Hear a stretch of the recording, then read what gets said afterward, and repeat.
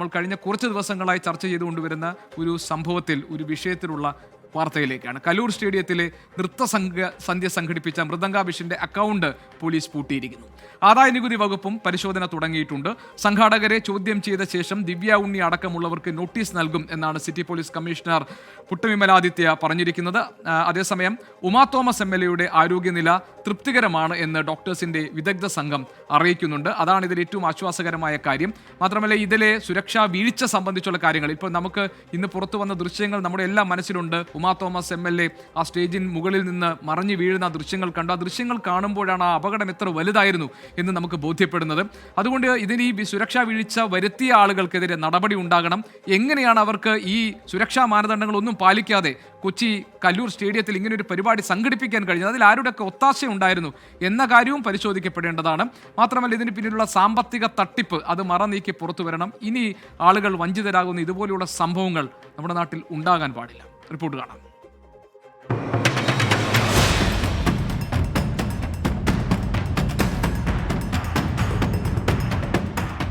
നടുക്കുന്ന ഈ ദൃശ്യങ്ങളിൽ നിന്ന് വ്യക്തമാണ് ഉമാ തോമസ് വീണതിന്റെ ആഘാതം.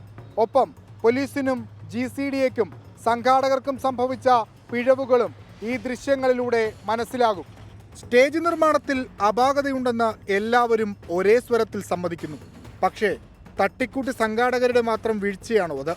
പോലീസിനും GCDAക്കും കോർപ്പറേഷനും എല്ലാം പങ്കുണ്ടെന്നാണ് ഉയരുന്ന ആരോപണം.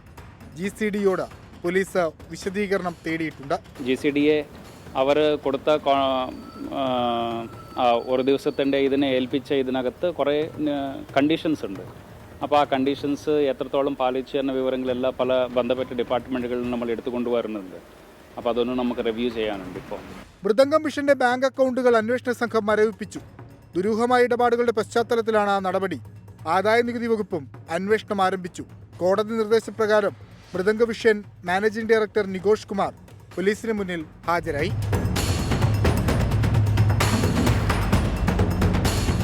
വിവാദങ്ങൾക്കിടയിൽ ഗിന്നസ് നൃത്തസന്ധ്യയ്ക്ക് നേതൃത്വം നൽകിയ നടി ദിവ്യ ഉണ്ണി അമേരിക്കയിലേക്ക് മടങ്ങിപ്പോയി. ഉമാ തോമസിന്റെ അപകടവുമായി ബന്ധപ്പെട്ട് പോലീസ് മൊഴിയെടുക്കാനിരിക്കുകയാണ് മടക്കയാത്ര. സംഘാടകരുടെ മൊഴിയെടുത്ത ശേഷം ദിവ്യ ഉണ്ണി അടക്കമുള്ളവർക്ക് നോട്ടീസ് നൽകുമെന്ന നിലപാടിലാണ് പോലീസ്. ദിവ്യ ഉണ്ണിയിൽ നിന്നൊക്കെ മൊഴി രേഖപ്പെടുത്തുന്ന നമ്മൾ ആവശ്യമുണ്ടെങ്കിൽ ചെയ്യാം. ഇപ്പോൾ ഇതിനകത്ത് പല ആൾക്കാർക്ക് പല റോൾസ് ഉണ്ടാകും. വരും ദിവസങ്ങളിൽ കൂടുതൽ പേരെ ചോദ്യം ചെയ്യും. തുടർ അറസ്റ്റുകൾക്കും സാധ്യതയുണ്ട്. കലൂരിലെ ഈ അപകടം ഒരു പാഠമാണ് പോലീസിനും തദ്ദേശ സ്ഥാപനങ്ങൾക്കും. ഇത്തരം അപകടമുണ്ടാകുമ്പോൾ പരസ്പരം കലഹിക്കാതെ അതിനു മുമ്പ് കൃത്യമായ പരിശോധനകൾ നടത്താൻ പോലീസും തദ്ദേശ സ്ഥാപനങ്ങളും തയ്യാറാകണം. അല്ലെങ്കിൽ വലിയ വില നൽകേണ്ടി വരും. കൊച്ചിയിൽ നിന്ന് വിഷ്ണു സുരേഷ്, 24.